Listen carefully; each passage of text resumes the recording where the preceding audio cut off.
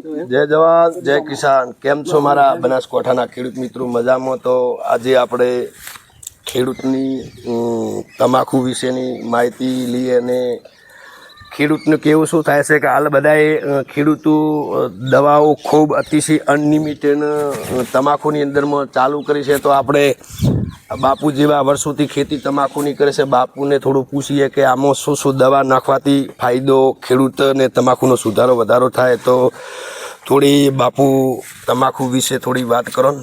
હા જી, નમસ્કાર. જય જવાન જય કિસાન. લાખણી તાલુકાના કુડા ગામના હું જીવરામભાઈ કાપડી. 40-50 વર્ષ મને થઈ ગયા ને, 50-55 વર્ષની ઉંમર. જી 50 વર્ષથી તમાકુ 25 વર્ષથી અમે તમાકુની ખેતી કર્યા હતા. જી માલિક. પણ તમાકુની ખેતીમાં હજી કોઈ કોકડવાની કોઈ હજી દવા આજ સુધી કોઈ દવા ભાળી નથી, બરોબર. અને અમુક વસ્તુનો કહે છે કે કોકડવાની દવા મળે તો દવાથી લાવે, પણ ખોટા ખેડૂત બરબાદ થાય છે, બરોબર. એના લીધે ખોટા બરબાદ થવાથી કોઈ મતલબ નથી. અને કુદરતી હવામાન જો ગરમીનું હવામાન હોય તો કોકડવા આવે છે, અને શિયાળુ વાતાવરણ થઈ જાય તો ઓટોમેટિક કોકડવા મટી જાય છે. ખેડૂત ભાઈને હું એમ કહું છું કે આવીને આવી ગરમીને આવું તાપમાન રહ્યું તો આ ટાઈપના બધા મોગરા આવશે, બરોબર. તો આગળ ખેડૂત બરબાદ છો છે, બરોબર, વરાળામાં. અને અત્યારે બરબાદ થઈ જાય છે, કારણ કે લોબી કોઈ ટકાવારી આમાં રહેતી નથી. મોગરા આવે એટલે બધી ફેલ જ જાય છે તમાકુ.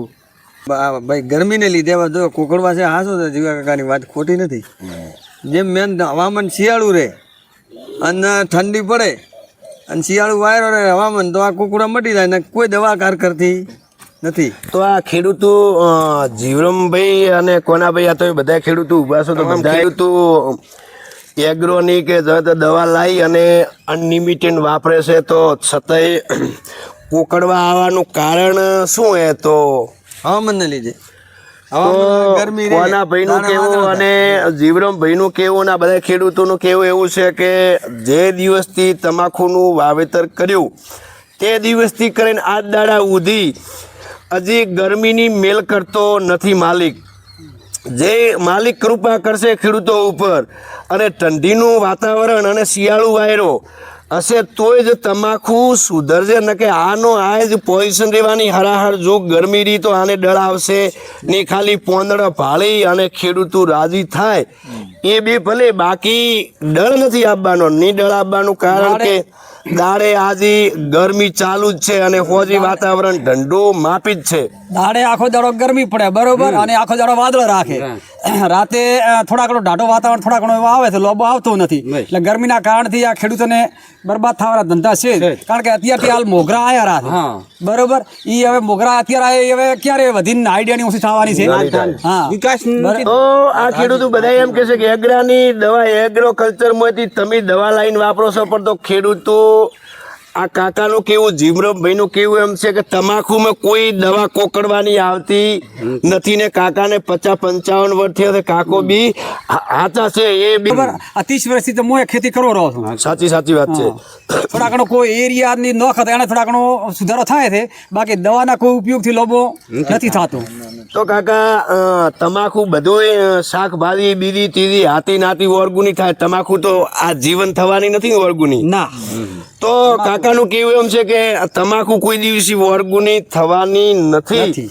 તો કાકાનું કેવું એવું છે કે થોડું એરિયા વધારે વાપરો તો કોકડવા 100% રિઝલ્ટ મળશે. અને પાણી અને એરિયા બેનો ખટકો રાખો તો 100% કાકા રિઝલ્ટ મળશે ને. તો એરિયા થોડું વધારે નાખો તો 100% રિઝલ્ટ મળશે. ને કાકો કહે છે કે તમાકુ કોઈ દિવસી ઓર્ગુનિક થવાની નથી, બીજું તમામ થશે પણ તમાકુ ઓર્ગુનિક થવાની નથી. તો એરિયાનો યુઝ કરો. કાકાનું કેવું દવા નાખવાની કરો બધી બંને, એરિયા વધારે નાખો થોડું અને પાણીનો ખટકો રાખો, 100% કોકડવા કાકા મટી જશે, મટી જાય 100%. કાકો કહે છે કે મટી પણ જશે.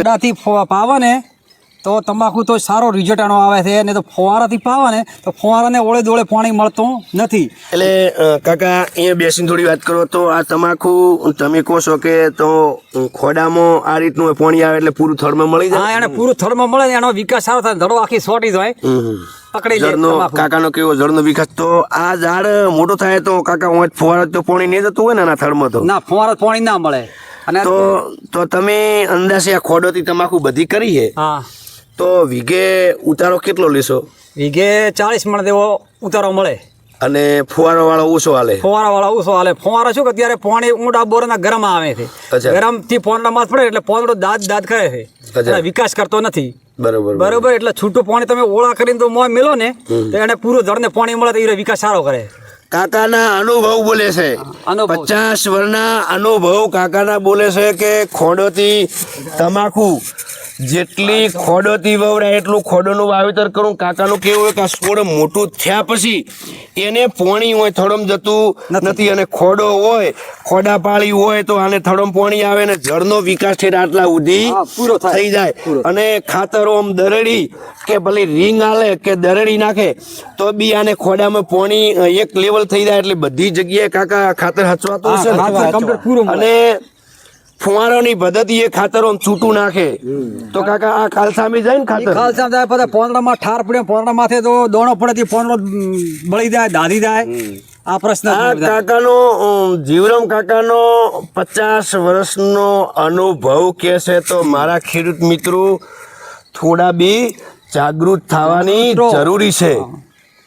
તો આ જો કાકે ખોડોથી બધી તમાકુ જ કરીને ખણવાનું બી ચાલુ છે. પેલો ભાગ હજી ખણવાનો બાકી એનો એ ખણો છો. ખણવા ચાલુ છે. તો ખૂબ ખૂબ આભાર છે કાકાને. ખોડોથી મજૂરી કરી અને પહેલના જે ખોડા વાળીને રહેતા રાત પરોળીઓ એ રીતની પાછી મજૂરી તમે ચાલુ કરી આ દીધી. ચાલુ કરી એના સિવાય પૂરું જ કરે ખૂબ એમ ખૂબ બહુ બહુ આભાર છે કાકાને. જય જવાન જય જવાન જય કિસાન.